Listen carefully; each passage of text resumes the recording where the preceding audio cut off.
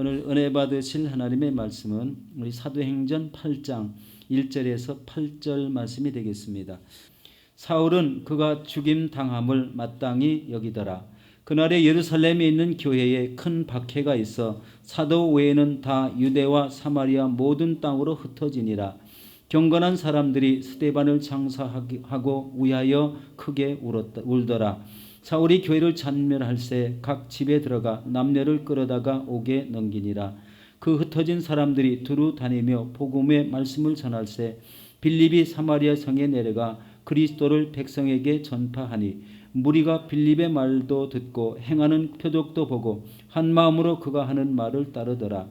많은 사람에게 붙었던 더러운 귀신들이 크게 소리를 지르며 나가고 또 많은 중풍병자와 못 걷는 사람들이 나으니 그 성에 큰 기쁨이 있더라. 아멘. 오늘 저는 이 말씀에 의지해서 우리 사마리아 성의 복음 증거라는 제목으로 잠시 은혜를 나누도록 하겠습니다. 여러분, 존 스토어트 목사님이 아주 유명한 말씀을 하셨죠. 살아계신 하나님은 선교하는 하나님이시다라는 말씀입니다. 이 말씀이요, 우리 바누아투 우리 센터섬 우리 TMC 신학교에 있는 그 신학교 입구에 보면은요, 통나무 반을 이렇게 잘라가지고 거기에다가 이렇게 써놨습니다. The living God is a missionary God. 우리 하나님은 선교하는 하나님이시다라는 말씀입니다. 그 말씀만 보아도 우리 마음이 뭉클해지고 우리의 사명이 무엇인가라는 것을 우리 금방 알게 됩니다. 여러분, 복음은 전해도 되고 전하지 않아도 되는 것이 아니라 믿는 자에게는 반드시 우리 전해야 되는 하나님의 사명이라는 것을 잊지 마시기 바랍니다. 여러분, 복음을 전하다가 선교하시는 분, 순교하시는 분이죠. 우리 지난번 우리 주보에도 나왔지만 여의도에서 파송한 우리 탄자니아 선교사님이 우리 순교하셨습니다. 참 굉장히 안타깝죠. 아직도 우리 많은 해 동안 우리 선교할 수 있는 그런 연령인데도 불구하고 선교지의 그 열악한 환경에 우리 견디지 못하고 아마 그렇게 하나님이 부르신 것 같습니다.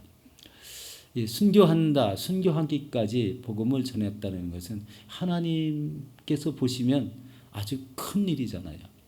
자기 모든 생명까지 다 드렸다는데 초점을 맞춘다면 그 일생의 모든 것들이 다 우리 하나님께서 기뻐 받으시는 그런 일을 감당했다는 것을 깨닫게 됩니다. 여러분, 오늘 본문에 보면은요, 8장 1절에서 3절 사이에 이렇게 말합니다. 사울은 그가 죽임 당함을 마땅히 여겼다. 그가 누구일까요? 스데반이죠. 우리 스데반 집사입니다.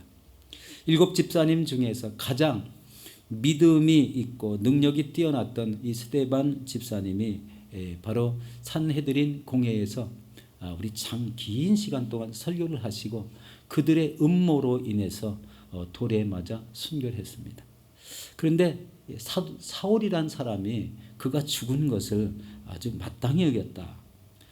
자, 우리 믿는 사람 편에서 보면 참 보면서 저런 사람도 다 있을까 이렇게 생각이 되는데, 여러분, 이 진행되는 지금 8절 이하에서 진행되는 모든 내용은요, 그냥 우연히 그렇게 된 것이 아니라는 것을 여기서 이 성경을 읽고 깨닫게 됩니다. 하나님이요, 가만히 앉아있는 이런 교회를 조금 이렇게 흩어놓기 위해서 이런 일을 하셨다라는 이런 생각을 해보게 되었습니다. 우연이 아니라는 거예요. 여러분, 교회에서 평안히 가만히 앉아 있으면은요, 언제 하나님의 뜻을 이루고 언제 나가서 복음을 전하게 되겠습니까? 예수님이 하신 말씀이 있습니다. 승천하시기 전에 우리 사도행전 1장 8절에 보면 오직 성령이 너희에게 임하시면 너희가 권능을 받고 또 뭐죠? 예루살렘과 온 유대와 사마리아와 땅끝까지 이르러 내 증인이 되라 하는 말씀이었습니다. 그런데 그게 이루어지지 않는 거예요. 하나님 교회를 이렇게 흩으시는 그 가운데에도 하나님의 섭리가 있었다는 것을 이 속에서 깨닫게 됩니다.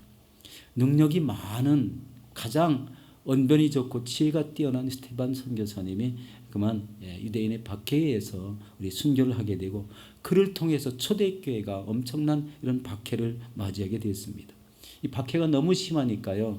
초대교회 성도님들이 어떻게 했습니까? 사마리아 땅으로 또 유다 땅으로 저 안디옥 우리 땅으로 이렇게 막 여러 땅으로 이렇게 흩어져 나가는데 그 중에서 어디 특별한 사람들은 하나님의 복음을 전하는 그런 일을 감당했던 것을 보게 됩니다. 바로 그 사람 중에 하나가 이 빌립 집사였습니다. 이 중에서 특별한 사람이 하나 나오는데 바로 사울이라는 사람이 교회를 잔멸하는데 모든 남녀 성도들 끌어다가 옥에 넣었다. 이런 악한 일을 했다는 것을 보게 됩니다. 여러분 당시 초대교회 성도님들은요. 이 예루살렘과 유대와 사마리아와 땅끝까지 복음을 전하라는 이 명령이 있었음에도 불구하고 바로 예루살렘에만 머물러 있다가 우리 핍박을 통해서 이렇게 사방으로 흩어져 복음을 전했다. 어쩌면은 이런 모습을 통해서 이 복음의 일꾼들을 만들어내기 위한 하나님의 섭리였다라는 것을 깨닫게 됩니다. 우리 4절에 보면 흩어진 사람들이 두루 다니며 복음을 전했습니다. 우리 4절에 보니까 이렇게 말합니다. 그 흩어진 사람들이 두루 다니며 복음의 말씀을 전할세. 여기서 흩어진 사람들이란 우리 원어를 보니까 이렇게 말씀하고 있습니다. 디아스페이로라는 이런 말인데요. 씨를 뿌리다 라는 뜻이 있습니다. 씨를 뿌리다. 이 흩어진 사람들이 복음을 전하는 사람들로서 영원 구원을 위하여 복음의 씨앗을 널리 뿌리었다 이런 말씀입니다.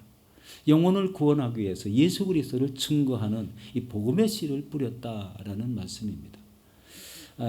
이 믿음이 오래되었던 믿음이 기간이 짧게 되었던 이 마음속에 하나님이 주시는 이런 복음 증거에 사명 있는 사람은요. 어디를 가든지 그 복음을 전한다는 것을 여기서 깨닫게 됩니다. 그렇지 않은 이런 사명을 받은 사람도 있기 때문에 물론 복음 증거의 관심보다 하나님 자리에 헌신하는데 더 충성하는 이런 분들도 있고 또 다른 일에 열심을 내는 분도 들어 있습니다. 그렇지만 여기 흩어져 나갔던 사람 중에 이렇게 복음을 전해서 우리 교회가 세워지고 그리고 복음 전파 속에 우리 환자들이 낫고 귀신들이 떠나가고 이런 모습을 볼 때 그 사람들의 역할이 우리 하나님이 함께 하시는 이런 복음적인 사명이 있었다는 것을 보게 됩니다. 하나님께서는요 모든 교회에 복음 전파를 명령하셨습니다. 바로 너희는 온 천하에 다니며 만민에게 복음을 전파하라 이런 명령을 주셨죠. 여러분 복음 전파는요 영적 전쟁이기 때문에 끊임없는 이런 중보기도를 해야 됩니다. 이 중보기도 영성이 뛰어나고 성령이 충만했던 이런 교도들이 있었죠. 바로 모라비안 교도들입니다. 우리 관련 책자에 보면은 이 모라비안 교도들은요 1727년부터 장장 100년이 넘게 동일하게 기도해온 것이 있다고 합니다. 그것은 바로 예수 그리스도의 복음을 전하게 해 주시고 그리고 여기에 복음 증거할 수 있는 선교사를 일으켜 세워 주시옵소서. 이 기도 제목을 가지고 100년이 넘게 기도를 했다고 합니다. 그런데 바로 이 100년이 넘게 기도한 중에 집중적으로 기도한 25년 동안에 100명 이상의 선교사가 그 기도하는 사람 중에 나왔다는 거예요. 참 이 하나님은요 기도를 들으시고 사람을 택해서 복음 증거하라는 이런 사명을 주었다는 거예요. 그래서 어디든지 하나님이 명령하신 곳에 가서 우리 복음을 전하는 그런 역사를 이루게 하셨다는 것을 보게 됩니다. 우리 모든 교회는요 이 땅에 복음 전하는 사명이 있습니다. 제일 중요한 건 우리 마지막 때가 다가오니까 제일 중요한 게 영혼 구원에 초점이 있기 때문에 어느 종파, 어느 민족, 어느 족속, 백성이든지 관계가 없습니다. 모든 사람에게 복음을 전하기 위해서 달려나가는 것이 이 시대의 사명이다라는 것을 우리가 알아야 됩니다. 특별히 이제 우리 사울이란 그런 사람을 아까도 좀 잠시 말씀을 드렸지만 사울이 특별히 하나님이 교회를 핍박하고 초대교회를 깨뜨려 없앤 사람임에도 불구하고 어떻게 했죠? 그 사람을 택해서 나의 택한 그릇이라고 표현하고 그리고 선교의 사명을 주시는데요. 바로 1차, 2차, 3차 선교 사명을 감당하고 로마 감옥에 갇혔다가 풀려나서도 또 4차 선교를 감당하다가 다시 붙잡혀서 순교하신 분이 되었습니다. 그분은 우리 신약보다는요 구약 모세오경에 아주 능통한 이런 성경 학자였습니다. 그럼에도 불구하고 예수 그리스도를 만난 이후에 우리 하나님의 계시가 그 안에 충만해서 우리 신약에 우리 13권 이상이 되는 성경을 기록한 분이 되었습니다. 참 한 사람이 핍박을 했지만 그런 사람을 택해서 하나님의 복음을 전하는 이런 귀중한 사람, 한 세대에 일어날까 말까 하는 이런 사람을 세워서 모든 이방에게 예수 그리스도를 증거했다는 데 초점이 있습니다. 참 귀한 일이죠. 핍박을 했지만 핍박한 사람을 들어쓴다. 우리 얼뜻 보면 인간적으로 보면 어떻게 저런 사람을 그렇게 쓸 수 있을까라고 이렇게 생각이 되지만 하나님이 우리 마음속에 명령하시면 그렇게 될 수밖에 없습니다. 우리의 영은 하나님 말씀에 순종하게 되어 있습니다. 그래서 자기 생명도 아깝지 않게 내놓는 그런 일들이 바로 사명같이 여겨서 그런 일들이 일어나게 되는 거죠. 그래서 우리도 예수 믿고 구원을 받았다면 모든 영혼들을 주께로 인도하는 이 사명을 가지셔야 됩니다. 사명이 생기지 않으면요 기도를 하셔야 돼요. 기도. 이 중보 기도가 얼마나 중요한지, 그리고 한 가지 목표를 놓고 계속 기도하면은요 어느 때쯤 되면은요 하나님의 말씀이 임합니다. 너도 나가서 전하라는 말씀. 이런 말씀을 한번 들으면은요 이 말씀에 불이 올라와 가지고요 견디질 못합니다. 그러니까 자꾸 나가게 되는 거죠. 여러분 우리나라에 처음 복음을 전했던 토마스 선교사님이 있습니다. 대동강변에서 복음 제대로 전하지도 못하고 우리 만들어 온 성경을 우리 앞에 놓고 참수를 당하는 이런 안타까운 선교사님이었죠.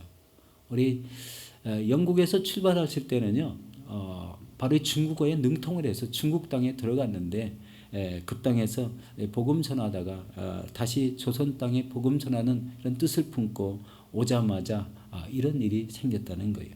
그 내막에 읽어보면 굉장히 스토리가 굉장히 깁니다. 근데 짤막하게 이렇게 표현하면 우리나라의 복음 증거를 하기 위해서 오셨다가 선교를 오셨다가 바로 제대로 복음을 전하지 못하고 순교를 하신 분입니다. 그렇지만 그가 우리 카를 시인 이런 사람에게 건네준 성경책 하나 때문에 우리 교회가 크게 변화되는, 우리나라가 변화되는 역사를 이뤘다는 것입니다. 여러분 잘 아시는 아펜젤러 선교사님도 우리나라에 와서 아주 큰 일을 많이 하신 분입니다. 우리 유능한 의사시고 학자였습니다. 그리고 복음을 전하는데 그 사랑의 마음이 너무 가득한 분이었죠. 어느 날 우리 배를 타고 전라도에 복음을 전하고 돌아오는 중에 풍랑을 만나서 그만 그 사고로 인해서 순교하시게 됩니다. 참 멍뚱하죠. 그냥 어디 복음을 전하다가 무슨 역병에 걸려서 이렇게 순교하신 것도 아니고 참 배를 타고 전라도에 복음을 전하고 이렇게 돌아오시다가 이 풍랑을 만나서 배가 파손함으로 인해서 이렇게 순교를 당하셨다는 겁니다. 여러분 그런 분들은요 평안하고 안전하게 살 수 있는 길이 얼마든지 열려 있는 분입니다. 그런데 그런 길을 다 마다하고 복음 증거를 택하여 우리 이방 나라였던 그 당시에 미국에서 보면 우리나라 조선이라는 이런 이름도 모르는 나라에 와서 이 복음을 전하다가 순교를 하게 되었습니다. 유명한 허드슨 테일러, 우리 중국의 복음의 씨를 뿌린 우리 선교사님이죠. 이 선교사님은 처음에 중국에 왔을 때 너무나 불행한 일을 많이 겪었습니다. 오자마자 이 32살 된 아내를 풍토병에 우리 순교하게 됐죠. 자그마치 자녀가 셋이 있었는데요. 그 세 자녀도 죽고 맙니다. 참 얼마나 이게 큰 아픔입니까? 가족을 함께 데려와서 순교하러 왔는데 이 풍토병을 이기지 못하고 다 이렇게 순교하는 이런 모습.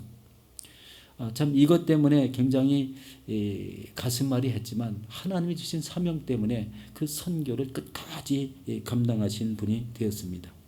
그런데 이 허드슨 테일러라는 이 선교사님이 유명한 하신 말이 한 마디가 있는데 기도에 대한 이야기입니다. 나는 기도 없이 일하는 많은 사람들을 보았지만 결코 그런 일에서 좋은 것이 나오는 것을 본 적이 없다라고 했습니다. 그러면서 또 한마디 하시기를 나는 기도하는 사람이 일하지 않는 것을 본 적이 없다라고 했습니다. 기도하는 사람은 일하는 사람이고 기도하지 않는 사람은 아무리 뭐를 해도 별 이렇게 일으켜서 좋은 열매를 맺는 것을 보지 못했다라는 이런 말씀입니다. 선교하는 일이 바로 영적 전투이고 영적인 일이기 때문에 기도하지 않고는 이 일을 감당할 수가 없겠죠. 참 이 굉장히 어려운 시기에도 우리가 해야 될 것이 바로 이 복음 전가라고 생각할 때 우리는 지금 이 시기에 무엇을 해야 될까? 바로 이 시기에 내가 복음 증거하기가 어려운 이 시기에 나는 무엇을 해야 될까? 이것을 한번 깊이 생각해 봐야 되겠습니다. 이것은 조금 이따 말씀을 한번 드리겠습니다.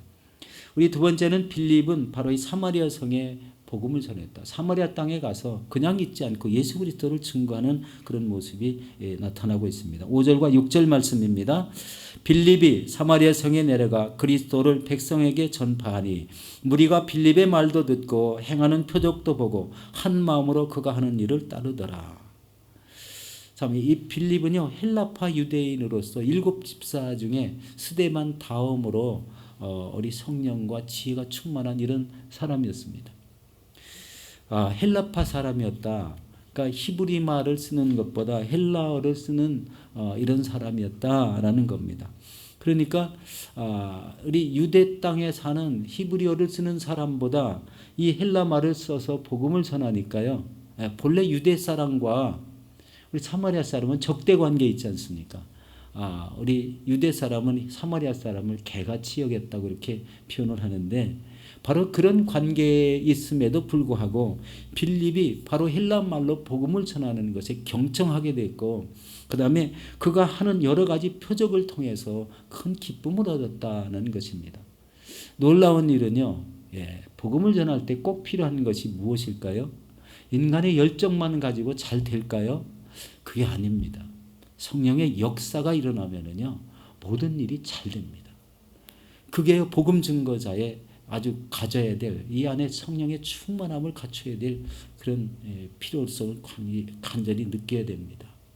이 안에 계신 성령님께서요 그런 말을 인도하는 대로 우리 증거했더니 그런 표적들이 나타나고 이 사마리아 성 사람들이 아주 기쁨을 얻는 이런 일이 있었다는 거예요. 그래서 바로 이 복음을 전하자마자 복음을 받아들이고 그리고 적대 관계인 줄 알았던 유대 사람이 와서 헬라 말로 복음을 전하니까 바로 이 화평이 이루어지고 아주 그 성에 큰 기쁨이 있었더라. 여러분 복음은 바로 굿뉴스 좋은 소식인 줄 믿습니다. 기쁨의 소식. 그리고 더러운 귀신이 쫓아내지고 우리 환자를 고치는 역사가 생겼습니다. 우리 7절과 8절의 말씀입니다. 많은 사람에게 붙었던 더러운 귀신들이 크게 소리를 지르며 나가고 또 많은 중풍병자와 못 걷는 사람이 나으니 그 성에 큰 기쁨이 있더라. 이렇게 얘기했습니다. 여기서 보면은요, 빌립 우리 집사님이 아주 열정적으로 이게 복음을 전도했던 것 같습니다. 살아계신 하나님이 그 자리에 아주 크게 역사하셔서 표적이 나타나는 것은 귀신 들렸던 자들이 소리를 지르며 나갔다. 그리고 많은 이런 병자들, 환자들이 치료를 받은 이야기가 나오고 있습니다. 여러분 귀신 들린다는 거는요, 참 우리의 삶의 생각으로 살지 않고 마귀가 주는 생각으로 살 수밖에 없는 것, 이런 현상이 생길 수도 있습니다. 굉장히 참 어려운 이런 상황이죠. 바로 그런데 이런 귀신 들린 이런 사람도 하나님 복음을 강력하게 전했을 때 소리를 지르며 다 떠나갔다 이렇게 표현한 것을 보면 하나님의 말씀의 역사가 얼마나 강하게 일어났는지 거기서 우리 느끼게 되는 것입니다. 여러분도 복음을 전하시고 바로 이런 기쁨을 함께 누리시기를 예수 이름으로 축원합니다. 우리 세 번째 이제 마지막인데요. 우리도 선교지에 나가야 된다는 거예요. 결론은 여기에 있습니다. 우리 교회도 모든 민족에게 복음을 전해야 되는 사명을 함께 가진 교회입니다. 우리 교회 선교지가 정해져 있죠. 우리 이제 오세아니아 땅 섬나라, 바누아투, 피지, 파푸아뉴기니아, 서사모아, 솔로몬 군도 이런 곳이 바로 우리의 선교지입니다. 중요한 것은 여기에 사명을 가진 자가 필요하다는 거예요. 우리 단기 선교는 1년에 한 번씩 이렇게 간 걸로 기억합니다. 그런데 아쉬운 게 하나 있죠. 혹시 왜 그동안에 장기 선교사가 없었을까 하는 이런 생각도 저는 좀 많이 해봤습니다. 근데 이걸 생각해 볼 때 이게 기도가 부족했다. 아까 그 100년 동안 복음 증거를 위해서 선교하는 선교사가 나타나기를 중보기도 했다고 하는데 우리 교회도 이런 기도가 필요하지 않을까 그런 생각을 해봤습니다. 우리 교회에 이런 장기 선교사가 일어날 수 있도록 우리가 기도하지 않았다. 그럼 기도해 보신 적이 있습니까? 기도하지 않았다는 생각이 나는 거예요. 우리 공식적으로 이렇게 나타나서 우리 간절히 기도하지 않았다. 아마 이 기도했더라면 여러 명의 장기 선교사가 나타나서 그 복음 전하는 일에 원주민 마을에 이런 큰 역사가 일으키는 귀한 일들을 많이 우리 나타냈을 거라고 생각이 됐습니다. 지금은 이제 코로나 바이러스로 인해서 이제 좀 나라간이 막혀가지고 왕래가 잘 되지 않지만 참 하나님의 은혜인 것은 그 바누아투 타나섬 나우나후루라는 이런 빌리지에 250명이 들어가는 교회를 지어지고 있다는 거예요. 참 이것도 신기하죠. 우리는 한 명도 안 가는데 거기서 교회가 지어지고 있습니다. 그 원주민 마을에 이렇게 건축을 하는 이런 팀들이 하나 있어요. 그런데 그 팀들과 같이 이렇게 마을에 우리 교회에서 이제 자재를 살 수 있도록 모든 비용을 공급해 주니까 그런 지금 이제 열심히 교회를 짓고 있습니다. 많은 사진들이 올라오고 있습니다. 그 사람들이 변화된 동기가 단기 선교팀이 1년에 한 번 갔지만 그 사람들이 복음을 전하고 치유도 해주고 어린아이들 사역도 해주고 어른들이 필요한 이런 물을 마을에 필요한 물을 또 공급해주고 뭐 이런 일들을 하니까요. 이 추장이 그만 변화가 돼가지고 존 프롬 2단 믿는 추장이 변화돼가지고 이런 성전 건축 역사가 일어나고 있습니다. 우리 교회를 잠시 다니다가 이제 다른 개인적으로 선교하는 분이 있습니다. 여러분 이름을 대면 다 아시는 분인데요. 온누리교회에서 우리 하용조 목사님 돌아가시기 전에 바로 JDS 우리 교육을 받고 안수를 받고 파송을 받으신 분이에요.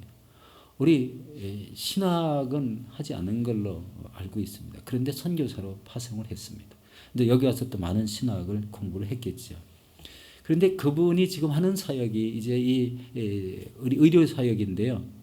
지금 시리아 국경 난민촌에 가서 그 어린아이들을 돌보고 그 영양 상태가 열악한 이런 사람들을 우리 치유하고 고쳐주는데요. 어른들만 간 게 아니라 그 집 가정에 아이들이 4명인가 있습니다. 근데 그 아이들이 전부 다 선교사예요. 거기 가서 방학 기간에도 가서 선교를 하고 돌아오고. 그리고 저번에는 좀 기도를 해달라고 그런 부탁도 제가 받았는데 안타까운 일은요. 요즘 비행기가 국가 간의 왕래가 안 돼서 이 선교지 거기에 15명의 선교사들이 머물게 되었는데 올 수가 없게 되었어요. 그런데 와도 걱정이라고 합니다. 왜 그런 이야기를 하냐면요. 오면은 그 사람들에게 공급될 수 있는 양식이 떨어져 가지고 그 난민촌에 있는 사람들이 굶는다는 거예요. 하참 이러지도 못하고 뭐 선교사님들 철수하지도 못하고 그러다가 얼마 전에 이제 메시지를 받았는데 그분이 이제 비행기가 어떻게 왕래가 되고 그래서 이렇게 어느 루트를 이렇게 몇 번 거쳐서 이렇게 돌아오게 되었다 이런 말씀을 해봤습니다. 전해 들었습니다. 여기서 중요한 게 있더라고요. 그분의 사명은 오로지 선교예요. 하나님 주신 사명은 선교다. 이렇게 되니까요. 자기 모든 가족과 자녀들이 선교사가 됐더라고요. 너무 깜짝 놀랐습니다. 지금 와서 생각해 보니까요. 그분의 사역이 너무 뚜렷해서 하늘나라에 가면 진짜 우리 하나님 앞에 상급이 크신 분이 되겠다라는 이런 생각까지 해봤습니다. 너무 사명이 뚜렷하니까. 그런데 그런 뚜렷한 사명을 가진 자가 우리 교회 안에 있어야 된다는 거예요. 그런 사람이 있어야 무슨 뚜렷한 일이 일어난다는 것을 말씀드리고 싶습니다. 100년 동안 기도하든지 그냥 전심으로 매달려서 기도하든지 우리 교회도 이런 선교사가 나오게 해달라고 이런 기도가 꼭 필요하다는 겁니다. 여러분 내 삶이 평안하고 그리고 안일하게 지나면은 그와 같이 좋은 게 어디 있습니까? 그런데요 하나님 앞에 섰을 때는 혼날 것 같습니다. 너 못하다 왔냐 그러면은요 할 말이 있어야 되잖아요. 예. 이것 때문에 여러분 하나님이 주신 사명이 무엇인지를 내가 깨닫고 인지하는 게 더 중요합니다. 여러분은 지금 하나님이 주신 사명이 무엇입니까? 복음 전하는 데 있습니까? 선교에 있습니까? 아니면은 다른 데 있습니까? 물론 교회에서 이제 자녀들을 가르치고 또 성가대도 헌신하고 여러 가지 헌신할 부서가 많죠. 그렇지만 이 시대 하나님의 초점이 모든 나라, 민족, 족속에게 복음을 전하는 데 있다는 데 초점을 둔다면 그 선교에 우리 사명을 가진 이런 사명자가 세워져야 된다는 것을 좀 말씀드리고 싶습니다. 안일하게 사는 게 중요한 게 아니라는 거예요. 하나님의 사명을 가진 자로 사는 게 더 중요하다라는 겁니다. 빌립 집사는 영적인 이런 지혜가 있고 성령의 충만함이 넘쳐서 사마리아 땅에 가서 복음을 전하자마자 이런 엄청난 일이 일어났잖아요.